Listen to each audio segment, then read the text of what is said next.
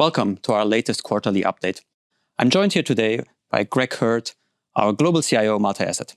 Greg, let's dive straight into it. What have the key market developments been over the past 3 months?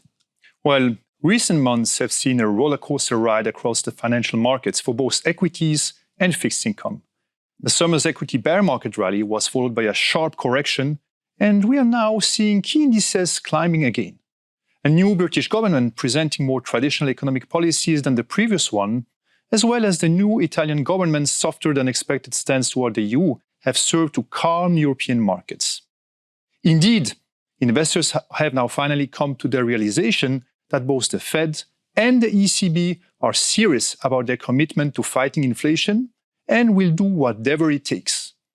And this is really meeting with some success, more in the US than in Europe, as the most recent inflation data for the US has shown.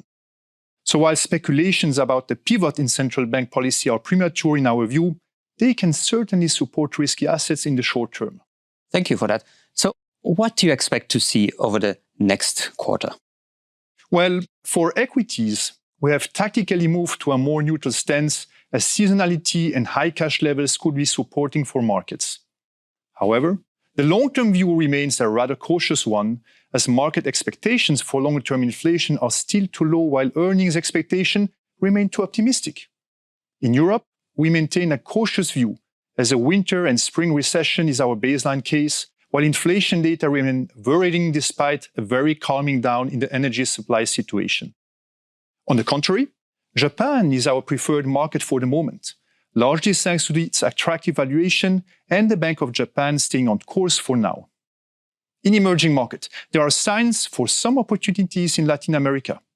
But, the elephant in the room is certainly, and again, China, where we are finally seeing a few encouraging signs.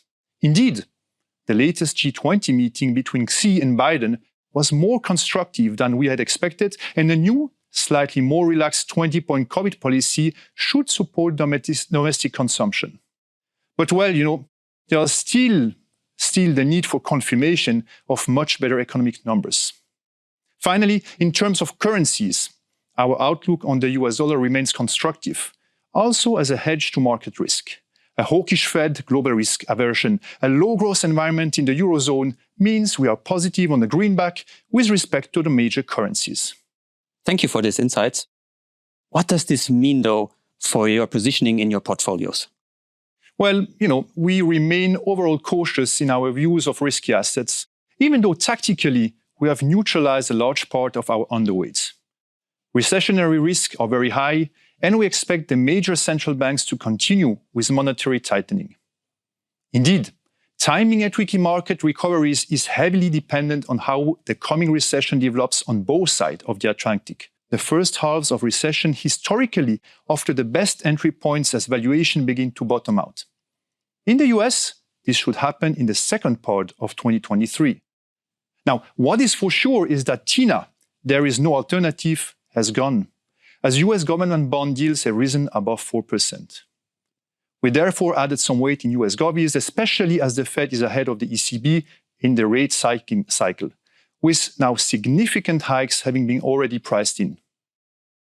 We also hold to our position in US high yields, for the moment at least. True, they could suffer as default rate rises, but until we enter a recessionary environment later in 2023, we want to be able to collect the attractive carry. With respect to commodities, two factors are working against each other. Supportive supply-side fundamentals, tempered by recession concern in several major economies. We thus also remain neutral here for the time being, with a clear focus on the situation around Iran and Saudi Arabia. Greg, thank you very much for your insights today. We look forward to revisiting all of these topics with you in the next quarterly update. And also from my side, thanks a lot, and see you in 3 months.